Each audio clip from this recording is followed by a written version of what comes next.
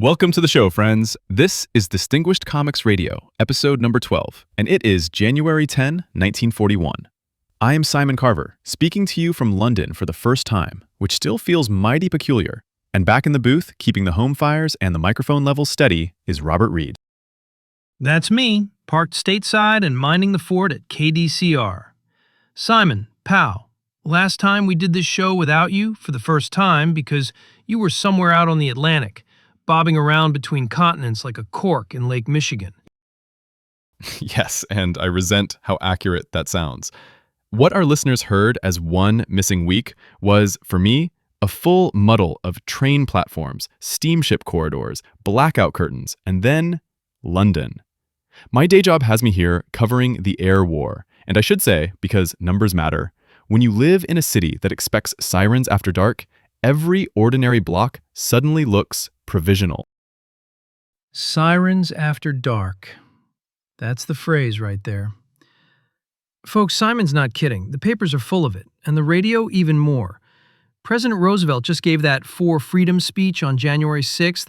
Freedom of speech, freedom of worship, freedom from want, freedom from fear.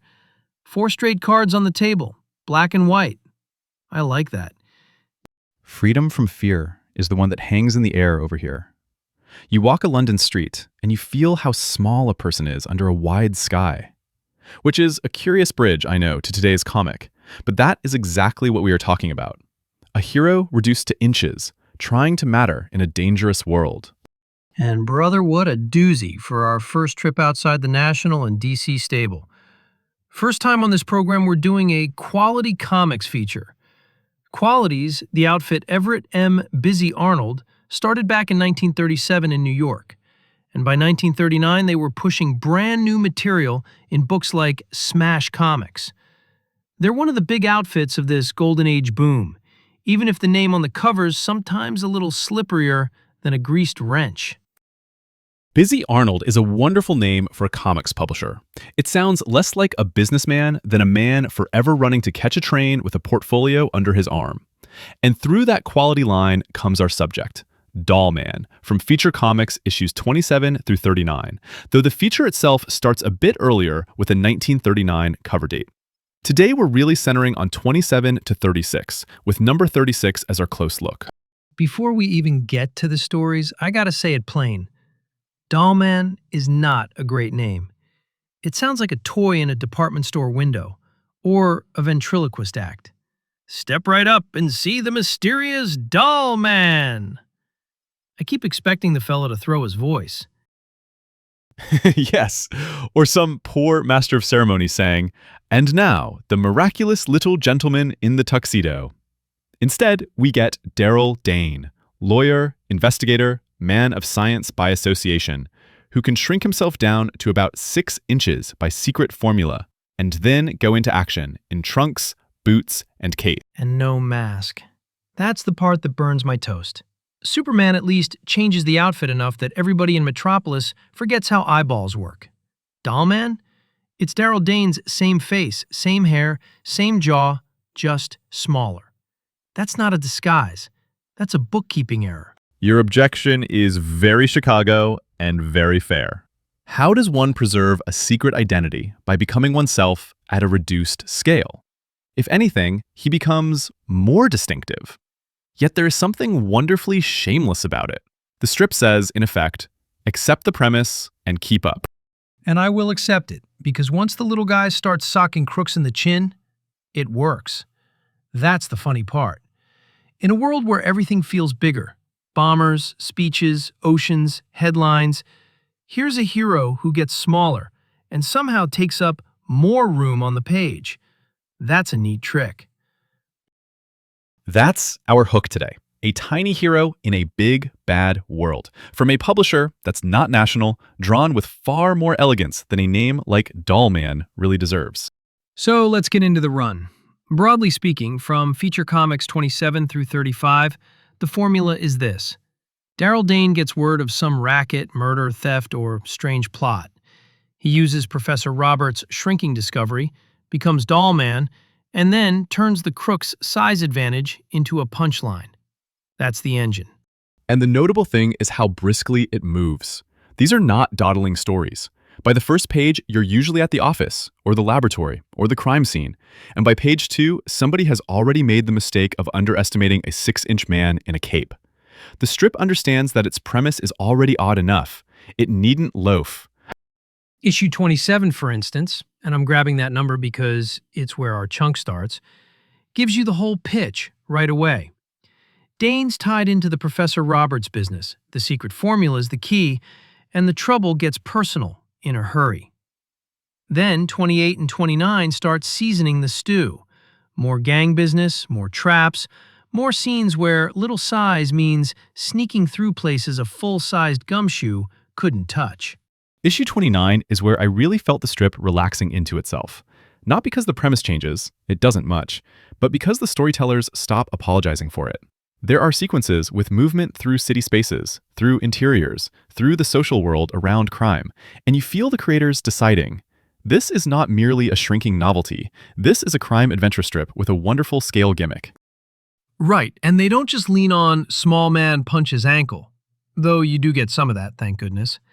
You also get disguise bits, sneaking bits, courtroom or respectable office scenes, and those little cliffhangers at the bottoms of pages. Simple cliffhangers, sure. A shot rings out, a trapdoor opens, a crook spots him, a machine starts up. But simple, like a good left jab. They keep the pages humming. Let me try to explain back what I think makes it work. It's not sophistication in plot, exactly. It's variation in scale. One page, Darrell is talking in a room with ordinary men. The next, he is dodging through floorboards or crawling behind furniture. The next, he's crashing a social scene or interrupting a criminal conference. So the same premise keeps changing shape. That's it. Variation in scale. Good phrase. And the art sells it. The page design in these issues is sturdy. Clean rectangles most of the time, sometimes a diagonal panel when they want to goose the motion. But never a mess. You always know where the eye goes next. Some comics right now, no names, read like somebody dropped the typewriter into an ink bottle. Not this one. No, and I particularly like that the strip often trusts the drawing. There's text, certainly, as there always is in these books, but not that dreadful habit some features have where the caption repeats exactly what your eyes can already see. If a man is leaping through a window, I do not require a box telling me, our hero leaps through the window. Dollman is frequently better behaved than that. Amen. If the picture shows a train, don't hand me a note saying it's a train. That's like a waiter telling you the soup is wet. Around 30 through 35, the strip gets more confident about that. The action reads clear. The crooks are broad but understandable. Darrell's girl, Martha, and Professor Roberts help keep it from becoming 12 pages of a tiny bachelor shadowboxing gangsters. Martha matters more than she first appears to. Her presence gives Darrell a normal-sized emotional world to return to. Otherwise, he'd risk becoming a laboratory trick in tights. And Professor Roberts, by being the scientific hinge of the whole business, keeps the magic pseudo-rational. We are told this is formula, discovery, experiment, not pure fantasy. And here's another little thing I like. Sometimes the stories put him in respectable spaces. Museums, offices, homes, court-adjacent rooms, fancy crooks, not just dockside mugs every time. That helps. Makes the strip feel like crime adventure rather than circus attraction. Then when he does have to crawl through a pipe or ride a car axle or duck a hand the size of a ham, it lands better. Issue 31 and after, especially, begin to feel like the premise is clicking into place. You get the sense of a machine well-oiled. Setup, reduction, infiltration, absurd but precise combat, then a last-page turn. And through it all, the reading experience is remarkably unconfused. For a comic about altered size, clarity is the triumph. Clarity is the triumph. Write that on the wall. Because if I can't tell where the little fella is in relation to the lamp, the pistol, the windowsill, the chair leg, the whole strip falls apart like a $2 bite chain. All right, number 36. September on the cover, 10 cents. And to my eye, this is where the feature looks especially sharp. The cover already gives you the promise. Doll man springing from a train car while a full-sized man tumbles outward, key in hand. That is the entire sales pitch in one image. Scale, motion, clarity. That's a peach of a cover. And inside, The first page gets right down to brass tacks. Dead bodies, air ducts, a police puzzle. Darrell Dane brought in because Professor Roberts knows the unseen murderer may force Darrell to unmask himself as Dollman. That's stakes on page 1, see? Not just a robbery occurred, it's bodies and a secret identity on the line. And then the layouts. This is the thing. The page rhythm is unusually good. You get a strong opening panel, then narrow slices, then diagonals used not as decoration but as propulsion. When Creeper, the villain of the piece, slips through a secret panel or leads them through tunnels and laboratory passages, the page seems to tilt with him. Not literally every panel, but just enough that your eye feels hustled forward. Creeper. That's a good crook name. I won't forget Creeper. And the reactor moment for me is that air bomb panel, the one where Darrell dashes to the huge electric air bomb. Huge electric air bomb. You can read the whole geography of the room in one gulp. The machine, the prisoner in the round inset, the route he has to take. That's cartooning, pal. Exactly. Huge electric air bomb is a phrase only a comic could say with a straight face, and the art earns it. The staging keeps the absurdity buoyant instead of ridiculous. Then there's the marvelous sequence with the whirling fan and the oil man near its blades. Dollman being drawn perilously close, climbing over mechanisms, dropping through pipes, then surfacing elsewhere. Every beat is spatially intelligible. That fan sequence is the sort of thing that had turned to mush in weaker hands. Here, I know where the blades are, where Dollman is, what the risk is. Same with the tank of filter water. He gets dunked, and you don't need 3 captions and a roadmap. The pictures do the heavy lifting like a good union crew. And after that, the issue keeps changing tempo. One moment it's sneaking through vents and secret panels. Next, it's a direct encounter. Creeper sees him, tries to bargain, tries to use science and stolen brains. A delightfully lurid phrase, stolen brains. And then matters collapse into pursuit, axe blows, a blast, smoke, mountain passages, fire. It is breathless in exactly the right way. Stolen brains! See, that's the bit I'm taking home. You tell me stolen brains and Creeper in one issue, and I'm awake already. But here's what I admire. Even when the comic goes hog wild, it doesn't get word drunk. Some strips would pour captions over every panel like gravy on mashed potatoes. This one says, "Look at the action. It trusts you." That's the confidence I wanted to underline. Visual confidence.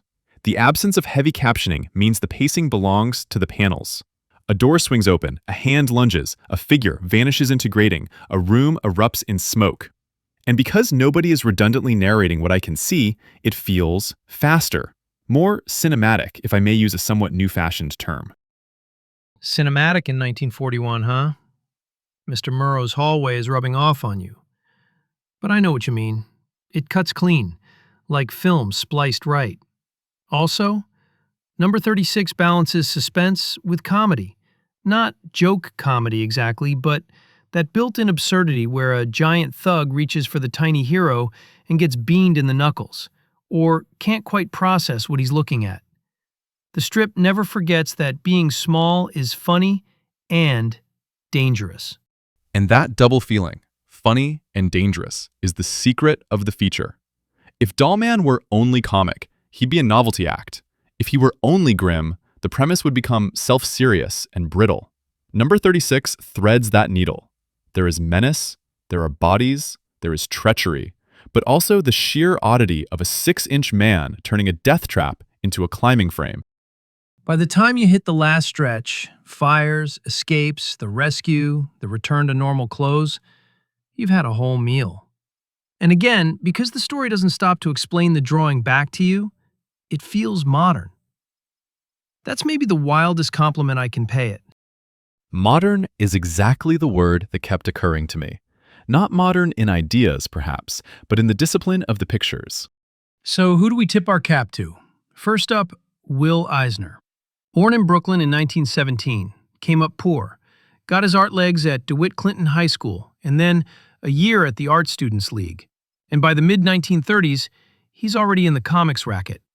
Bob Kane nudged him towards selling cartoons to Wow, What a Magazine, And before long, he's partnered with Jerry Iger in the Eisner and Iger shop. That shop is the key piece. Eisner and Iger was one of those early comic book packagers, almost like a factory crossed with a studio, supplying complete material to publishers who needed pages fast. Quality used them, Fox used them, Fiction House used them. Eisner later said that in 1939, he and Iger split $25,000 between them, which is a staggering figure to hear attached to boys this young. 25,000 in 1939. I'm never going to forget that number. That's not soda fountain money. That's I got rich before 22, as Eisner himself liked to brag. And one reason he could do that is because he knew talent when it walked in the door. Which brings us to Lou Fine. Born in New York City in 1914, from a Jewish family, trained seriously, Grand Central Art School, Pratt Institute, and came into Eisner and Iger in 1938. Fine has suffered polio in his left leg, but on the drawing board, he is astonishingly assured. Eisner later called him the epitome of the honest draftsman, which is such a revealing compliment. Honest, direct, no fakery. Honest draftsmanship. That's a bullseye. Fine's the visual touchstone here. He works all over quality. Black Condor, The Ray, Doll Man, and folks in the business rave about him. Joe Simon calls him his favorite artist and said Jack Kirby loves him too. When other greats point at one guy, you pay attention. And quality gave that sort of art a handsome home. Founded by Busy Arnold in 1937, tied to syndicates early, then shifting toward more original material. Smash Comics #1 in August 1939 is the landmark there. The line becomes known for books that simply look better than much of the field, an atmosphere of polished Golden Age adventure. Which helps explain Doll Man. The gimmick gets him in the door, sure. Tiny man, big crooks. But the reason we remember him, or oughta, is not the gimmick alone. It's that the pages are composed so well, you believe the gimmick had to happen in comics. This hero makes sense as drawings. You can stage him under a chair, on a telephone, in a train car, under a whale's jaw. Under a Whale's Jaw is from the later stretch, yes, 37 to 39. And I'm glad you mentioned it because those issues continue the lesson. After our deep dive issue, the feature doesn't collapse, it broadens. Number 37 sends him into an early American or Puritan-flavored adventure, while 38 and 39 carry on with more visual bravado, odd settings, and vigorous action. The run keeps proving it has legs. And that means we're not just praising one hot hand in number 36. We're talking about a feature that found its stride. So here's the question, Simon. Is Doll Man memorable because he's 6 inches high, or because Eisner's shop, Quality's system, and Lou Fine's kind of draftsmanship makes 6 inches feel like the exact right size for a hero? I think it's the second one. Plenty of comics can offer a pitch. Only some can make the pitch feel inevitable. Doll Man, at his best, reads as though the page itself wanted a tiny hero moving through a giant world. That's not mere novelty. That's form meeting idea. That's your New York Library Award side talking, but doggone it, you're right. All right, folks, next week's reading assignment is our standard broadcast again. Batman 1940, Part 1. Send your letters, complaints, arguments about masks, or theories on tiny secret identities to distinguishedcomicsradio@gmail.com. From London, where the blackout curtains are drawn and the comic books are still bright in the mind, I'm Simon Carver. And from the home booth, I'm Robert Reed. This has been Distinguished Comics Radio on KDCR. Keep your courage up, keep your eyes on the funny pages, and we'll meet you next week.